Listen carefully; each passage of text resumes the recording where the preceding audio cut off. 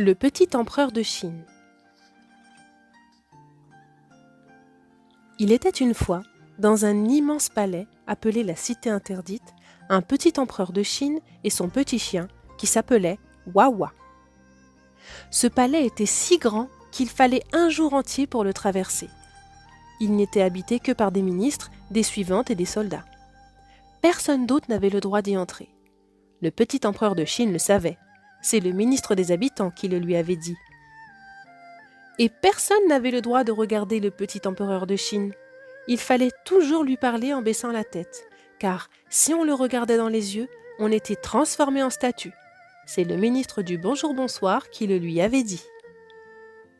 Alors, le petit empereur de Chine restait tout seul dans son palais. Il agitait sa tresse pour faire sauter son pékinois Wawa, et il changeait chaque jour ses habits tissés d'or, car un petit empereur de Chine ne doit pas porter les mêmes beaux vêtements plus d'une fois dans sa vie. C'est le ministre des habits qui le lui avait dit. Le trône était surmonté d'un dragon, tout en or et en jade. Le dragon portait des mots sur son front. Le petit empereur de Chine demandait toujours une explication à son ministre de l'école. « Racontez-moi l'histoire du dragon qui a des mots écrits sur le front. Je n'ai pas de ministre des comptes et je m'ennuie. » Alors, le ministre de l'école baissait la tête et il disait « C'est le dragon aux yeux verts le plus méchant, le plus terrible. Personne ne peut le combattre, sauf l'empereur de Chine. Mais vous êtes trop petit. Restez avec nous dans la cité interdite. » Le petit empereur de Chine n'était pas content et son pékinois Wawa non plus. Un jour, il demande « Racontez-moi comment il faut combattre le dragon aux yeux verts. » Et le ministre de l'école répond « Si l'empereur de Chine réussit à parler au dragon sans mentir, et s'il parvient à écrire les mots « empereur de Chine » sur son front, alors le dragon sera vaincu et il lui obéira toujours. » Le soir, dans son grand lit, le petit empereur de Chine ne joue plus avec sa tresse, ni avec son pékinois Wawa. Il rêve au dragon et à l'aventure. Soudain, quelqu'un le secoue. C'est une petite fille. Le petit empereur de Chine a du mal à se réveiller. « Qui es-tu ? Comment es-tu entré dans la cité interdite ?» La petite fille caresse le chien et elle chuchote. « Je m'appelle Tsitsi, je cours vite, je suis petite et je sais escalader les murs et passer par les fenêtres. Je viens du 4e village après la cité interdite pour vous demander de nous sauver. Nous sommes en danger. » « Mais de quoi parles-tu, Tsitsi ? Il faut nous sauver du dragon aux yeux verts. Il a enfermé tous les habitants de mon village dans sa grotte. Venez vite ! Tout le monde dit que seul l'empereur de Chine peut combattre le dragon, et vous êtes l'empereur de Chine. » Le petit empereur de Chine est très étonné. Tsitsi l'a regardé dans les yeux, sans s'être transformé en statue. Le ministre du bonjour-bonsoir lui aurait donc menti ? Il se lève, prend Tsitsi par la main et lui dit « Je vais venir, Tsitsi. Je m'ennuie dans mon palais et je connais l'histoire du dragon aux yeux verts. » Et ils sortent tous les deux de la cité interdite, suivis du pékinois Wawa. Ils ne réveillent ni les ministres, ni les suivantes, ni les soldats. Au premier village, les gens meurent de faim. Ils ne reconnaissent pas le petit empereur de Chine. Ils disent « Le grand dragon nous a pris toute notre nourriture et nous n'avons plus rien. Donne-nous l'un de tes beaux vêtements d'or, nous le vendrons et nous pourrons acheter quelque chose à manger. » Le petit empereur de Chine se déshabille et leur donne tous ses beaux vêtements. Tsitsi sourit.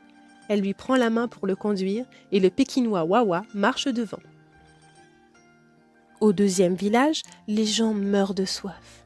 Ils disent « Le grand dragon nous a volé toute notre eau. Nous n'avons plus qu'un puits, trop profond pour notre seule petite corde. Donne-nous ta longue tresse pour l'attacher au bout de la corde. » Le petit empereur de Chine coupe sa tresse et l'attache à la corde. Le seau peut descendre jusqu'au fond du puits et remonter de l'eau. Tsitsi sourit au petit empereur de Chine. Elle lui prend le bras pour le conduire et le pékinois Wawa marche devant. Au troisième village, les gens pleurent à qui mieux mieux. Le grand dragon nous a pris notre joie de vivre. Depuis, nous sommes toujours malheureux. Donnons-nous ton petit chien, il nous amusera et nous rendra la joie. Le petit empereur de Chine est bien triste, mais il donne son cher petit Pékinois Wawa. Tsitsi sourit et elle prend le petit empereur de Chine par la main pour le conduire jusqu'à son village, le 4e village, encore plus loin. Dans le 4e village, il n'y a plus personne. Le dragon aux yeux verts a emprisonné tous les habitants dans sa grotte. Quand le dragon voit arriver Tsitsi et son ami, il gronde en crachant des flammes.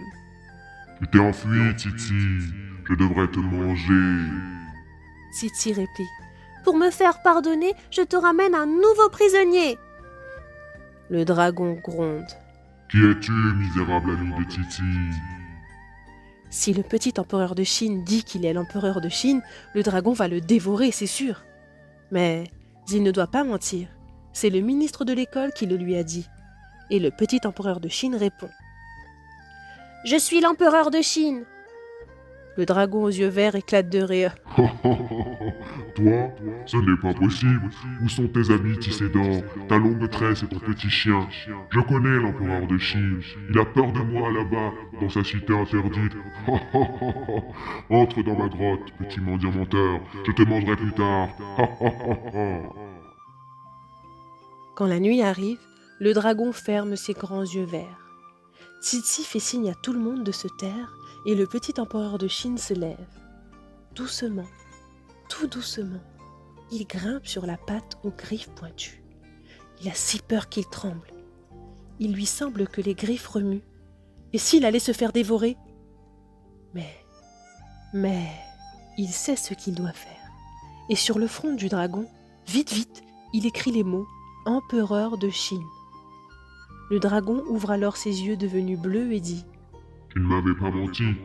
Tu es bien l'empereur de Chine. Demande-moi ce que tu veux. Je t'obéirai, car je suis pour toujours ton serviteur. Le petit empereur de Chine a demandé la liberté pour Tsitsi, sa famille et tous les habitants du village. Il a demandé de l'eau, de la nourriture, des fêtes et des feux d'artifice. Il a demandé son Pékinois Wawa et il a fait ouvrir les grandes portes de la cité interdite. Et maintenant, c'est le petit empereur de Chine qui a beaucoup de choses à apprendre à ses ministres. Et l'histoire est terminée.